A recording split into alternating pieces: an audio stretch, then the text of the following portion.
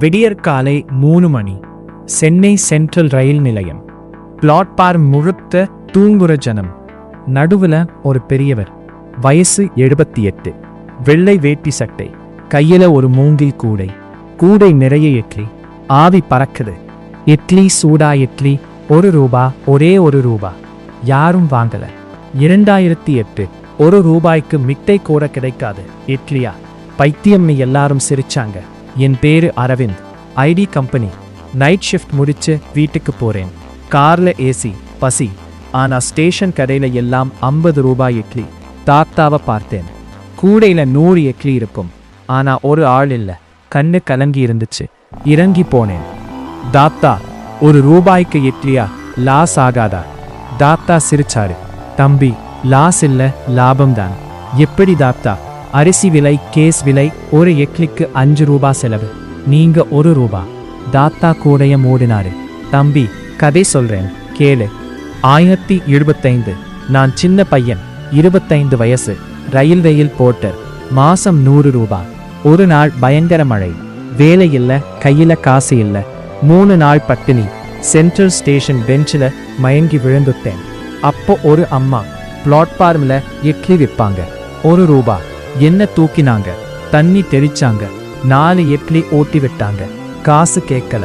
நான் அழுதேன். அம்மா, காசு இல்ல. அவங்க சொன்னாங்க, ராசா, நானும் ஒரு நாள் பட்டினி கிடந்தேன். அன்னைக்கு ஒருத்தர் சோறு போட்டாரு. நான் சத்தியம் பண்ணேன், சாகுற வரைக்கும் 1 ரூபாய்க்கு இட்லி விற்பேன். பசிச்சவன் சாப்பிடணும். நீயும் சத்தியம் பண்ணு. நாளைக்கு நீ பெரிய ஆளானா இதே மாதிரி ஒரு பட்டினிக்காரனுக்கு சோறு போடு. தாத்தா கண்ணை துடைச்சாரு. அந்த அம்மா 1995ல செத்துட்டாங்க. சாகுறதுக்கு முன்னாடி என் கையை பிடிச்சு கேட்டாங்க, ராசா, சத்தியத்தை காப்பாத்துவியா? நான் சத்தியம் பண்ணேன். அப்புறம் நான் ரயில்வேல கான்ட்ராக்ட் எடுத்தேன். சம்பாதிச்சேன். 3 வீடு, 2 புள்ளைங்க. அமெரிக்கா. ஆனா 1995ல இருந்து இன்னைக்கு வரைக்கும் தினமும் காலையில 3 மணி 100 இட்லி, 1 ரூபா. Central station. 30 வருஷம். எனக்கு உடம்பு சிலிர் துடிச்சு. தாத்தா, தினமும் 400 ரூபாய் லாஸ். மாசம் 12,000. வருஷம் 1.5 லட்சம். 30 வருஷம் 45 லட்சம். தம்பி, காசு கணக்கு பார்த்தா அது லாஸ், மனசு கணக்கு பார்த்தா அது லாபம். இந்த 30 வருஷத்துல எத்தனை பேரு பசி ஆத்தி இருப்பேன்.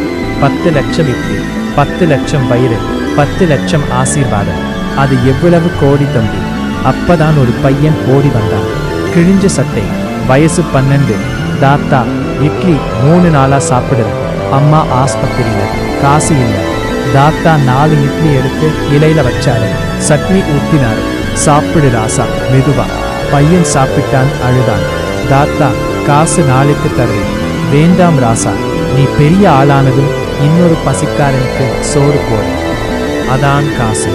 பையன் தாத்தா காலில் விழுந்தான். சத்தியம் தாத்தா, நானும் 1 ரூபாய்க்கு இட்லி விற்பேன். நான் பர்ஸ் எடுத்தேன். 1000 ரூபாய். தாத்தா, இந்தாங்க, எல்லா இட்லியும் வாங்கிக்கிறேன். தாத்தா சிரிச்சாரு. தம்பி, விற்கிறதுக்கு இல்ல, பசிச்சவனுக்கு. நீ பசிச்சா 1 இட்லி எடுத்துக்கோ. 1 ரூபாய் போடு, போதும். நான் 1 ரூபாய் போட்டேன். இட்லி எடுத்தேன். வாழ்க்கையில சாப்பிட்டதிலேயே அதான் ருசி. கண்ணீரோட சாப்பிட்டேன். தாத்தா, நான் ஒன்னு கேட்கலாமா? கேளு தம்பி. உங்க பசங்க திட்ட மாட்டாங்களா? காசு வேஸ்ட்னு. தாத்தா பாக்கெட்ல இருந்து போன் எடுத்தாரு. Video call. அமெரிக்கா. மகன், அப்பா, இட்லி வித்தாச்சா? உடம்பு பரவாயில்லையா? டாக்டர் என்ன சொன்னாரு? டேய், நல்லா இருக்கேன். இன்னைக்கு ஒரு தம்பி வந்தான். கதை கேட்டான். மகன் என்ன பார்த்தான், சிரிச்சான். Sir, thanks. எங்க அப்பாவை பத்திரமா பார்த்துக்கோங்க. மாசம் 55,000 அனுப்புறோம். அது இட்லிக்கு மட்டும். அப்பா ஆசை, அதான் எங்களுக்கு புண்ணியம். அப்பா சத்தியம், எங்க சத்தியம். போன் வச்சுட்டாரு தாத்தா. பார்த்தியா தம்பி, என் பிள்ளைங்களும் சத்தியம் பண்ணி இருக்காங்க. நான் சித்தாலும் இந்த கூடை நிக்காது. 1 ரூபாய் இட்லி நிக்காது. இன்னைக்கு 2026.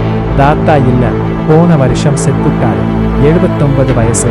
சாகுறதுக்கு முன்னாடி என் கையை பிடிச்சாரு. தம்பி, கூடைய பார்த்துக்கோ, சத்தியத்தை காப்பாத்து. இப்ப தினமும் காலையில 3 மணி. Central station. அதே பெஞ்ச். நான் இருக்கேன். கூடை நிறைய இட்லி. 1 ரூபாய். என் ஐடி வேலையை விடலை. ஆனா காலையில 2 மணி நேரம் இட்லி. என் கம்பெனி ஸ்டாஃப் 200 பேர். எல்லாரும் மாசம் 100 ரூபாய் தரக்காங்க. 1 ரூபாய் இட்லி ட்ரஸ்ட். அந்த 12 வயசு பையன் பேரு கணேஷ், இப்போ +2 படிக்கிறான். ஈவினிங் என் கூட இட்லி விற்க வரும். அண்ணா, நானும் சத்தியம் பண்ணிருக்கேன், பெரிய ஆளானா நானும் விற்கிறேன். நண்பர்களே, காசு சம்பாதிக்கிறது பெருசு இல்லை, காசு வச்சு புண்ணியம் சம்பாதிக்கிறது தான் பெருசு. உங்க வீட்டில் குழந்தைங்க இருந்தா ஒரு உண்டியல் வைங்க, 1 ரூபாய் உண்டியல். தினமும் 1 ரூபாய் போட சொல்லுங்க. மாசம் 30 ரூபாய். அதை வச்சு ரோட்டில் பசிச்சவனுக்கு பண் வாங்கி கொடுங்க.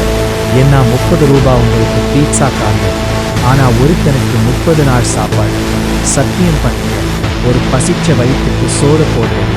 காசு போகும், ஆனால் புண்ணியம் நிற்கும். கூடை காலியாகும், ஆனால் மனசு நிறையும். நாளைக்கு காலையில் நீங்கள் என்ன சத்தியம் பண்ண போறீங்க?